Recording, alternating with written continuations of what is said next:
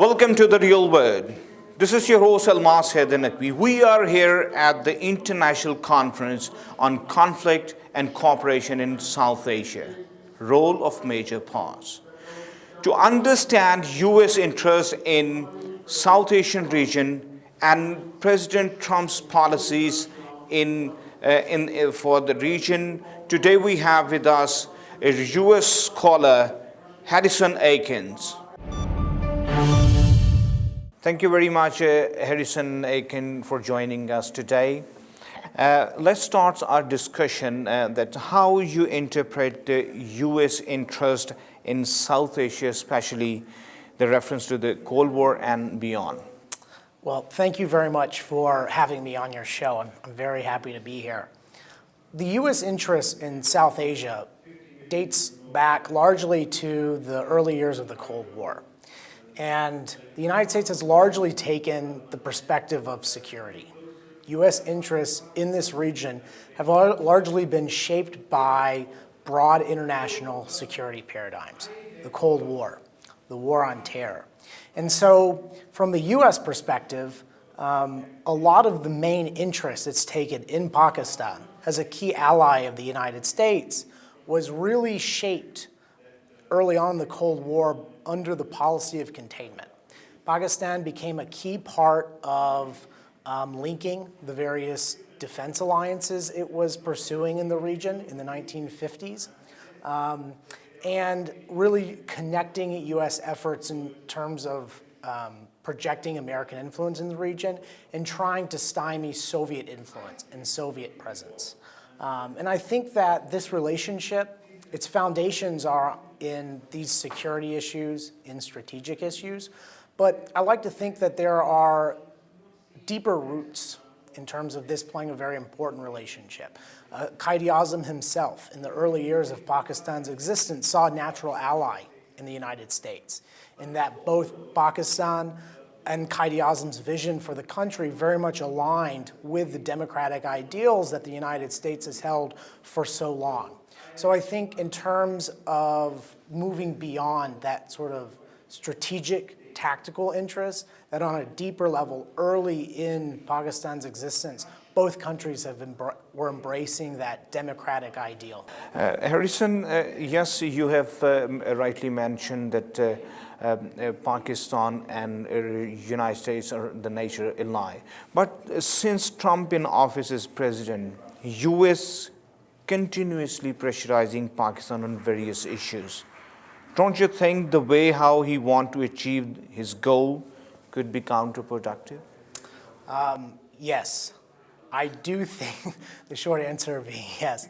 I do think that unfortunately, and I think this is a product of many alliances, many partnerships today that sometimes are difficult, sometimes when partnerships have divergent interests, and all interstate relationships. All nations have their own strategic interests, and they have a right and expectation to pursue the best interests for their country and their people. I think that is an expectation that we all have leaders pursuing. The important thing is how you pursue it. When you work with partner states, especially when there are difficult relationships, it becomes very important to create constructive relationships, constructive dialogue. And there's this tendency among states, the United States and the current administration has fallen into this as well. In difficult relationships, you go straight to the problem areas. And in essence, you're trying to create, as the Trump administration has done, a very short-term, one-sided view of things.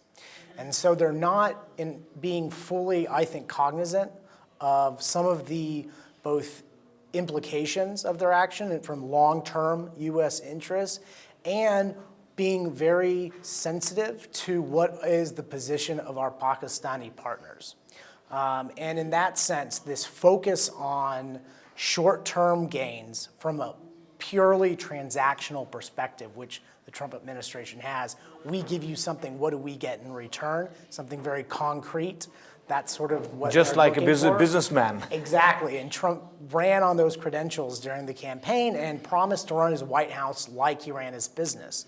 But the affairs of state can't be run like that. You have to be aware of long-term, less tangible interests and developing political relationships. And so in that sense, I see some of the rhetoric coming out of the United States government as being counterproductive. Harrison, Pakistan is no more American gun. But Imran Khan wants to have relations with US just like China. Do you think to what extent Pakistan, US can reach to the level of Pakistan-China relations? Well, I think one clear lesson that I've seen in the work I've done, the interactions I've had is, like I said before, there's this tendency in difficult relationships to go straight to the problem, the most controversial, difficult issues that a country is dealing with another country. And I think that's a flawed strategy. I really think that in order to improve US-Pakistani relations, there is a need from Pakistan's side and the US side, on both sides, really trying to find areas of a commonality where you can have a constructive relationship where you can make gains. Find areas of cooperation and commonality. And then from that position of cooperation, trust, and friendship, then you can begin to address what are some of the more difficult issues.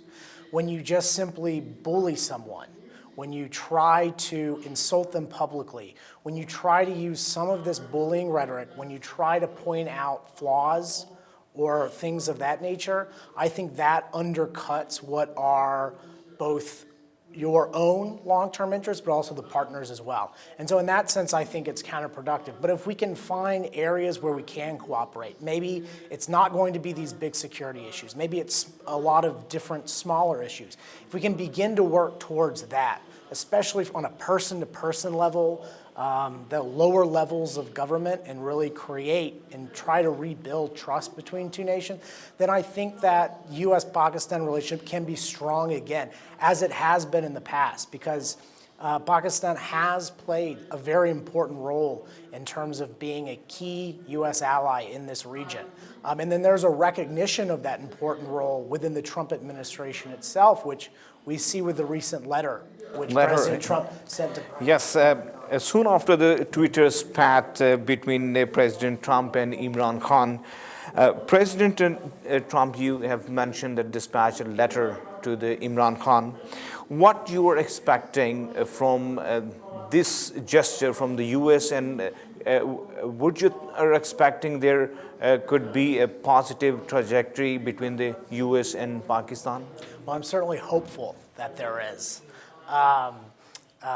Unfortunately, and this is an issue with the Trump administration, is you oftentimes see a dichotomy, a contradiction between what is the carefully crafted policy of the United States government and what is the rhetoric of the president in a lot of these interviews and speeches that he does. Oftentimes there is a contradiction between those two. And so in terms of the potential for this to create positive outcome, I think it's important that the US government remains consistent in terms of trying to pursue these positive developments between the US-Pakistani relation. And then the hope is that Pakistan responds in kind in terms of these developments. If that can happen, then I'm very hopeful. If that doesn't happen, if the US government doesn't remain committed to this stated, crafted policy position, then I see a very difficult time in terms of incorporating Pakistan into this ongoing negotiations. Yes, Harrison, now I would like to go on to the international perspective. Trump's knee-jerk foreign policy initiatives are being largely criticized within the United States and its European allies. What impact you are looking in the international arena of Trump's initiatives?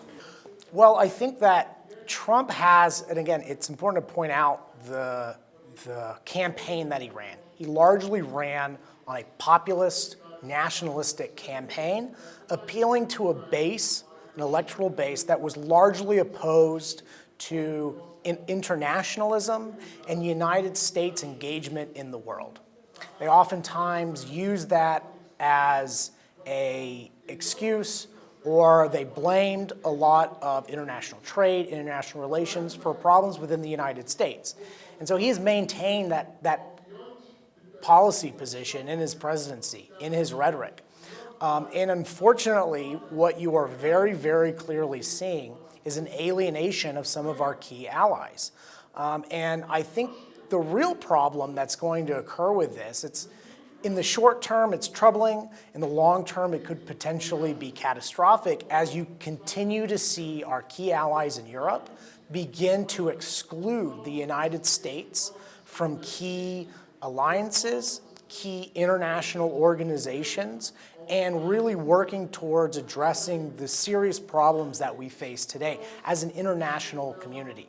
In essence, I feel the United States is abrogating its leadership in so many key areas of the world today.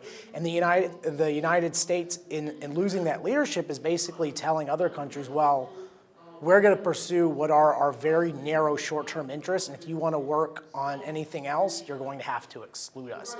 And so they'll continue working on issues like climate change, like collective security, and they're not going to have the United States involved. And so if Trump leaves office, the next president's going to have a very difficult time rebuilding these relationships and rebuilding the leadership that the United States has traditionally played on the international stage.